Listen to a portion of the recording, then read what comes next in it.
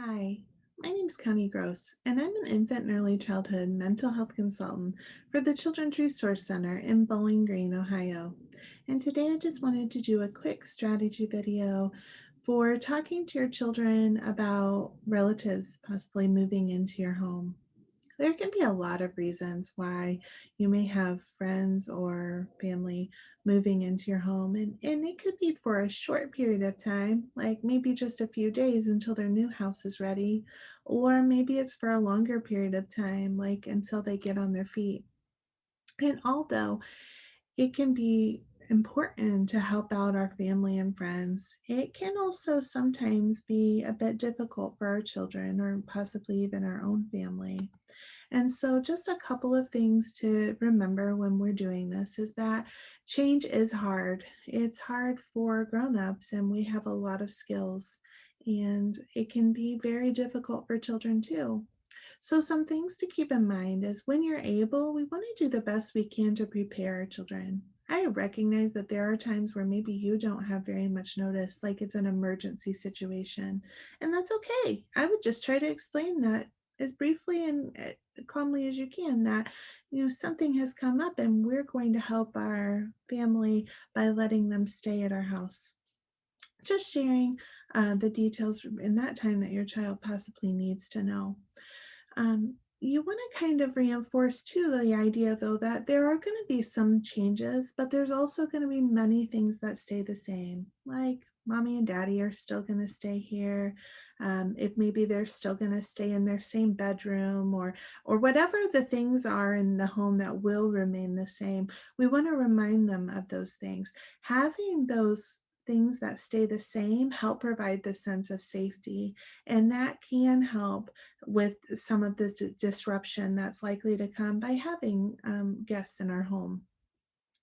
The second thing is we want to try to remain consistent with our rules and our routines as much as possible. Again, that goes back to that provides a sense of safety when their world is predictable.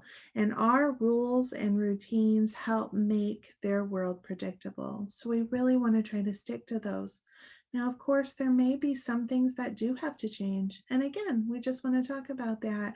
For example, like saying something like, I know normally we watch TV before we go to bed, but because our family might be staying in the living room, now we're going to read stories in bed. And we'll go back to maybe doing that when the time is better. But for right now, we're going to read some stories in bed. The third thing you might keep in mind is to really make one on one time a priority. This is difficult in any family because we're pulled in a lot of different directions. And so just making sure that our own children get their one on one time is really important. And naturally, when you add other people to the household and they take some time as well, that might be more difficult to do. We might see some increased behaviors if a child isn't getting the time that they really need with their caregiver. So it's really important that we kind of prioritize that and keep that time as almost sacred or precious, that we really try to hold on to that. And then the last thing here is, expect bumps in the road. You're not going to know exactly what this will look like. And naturally, there might be some challenges.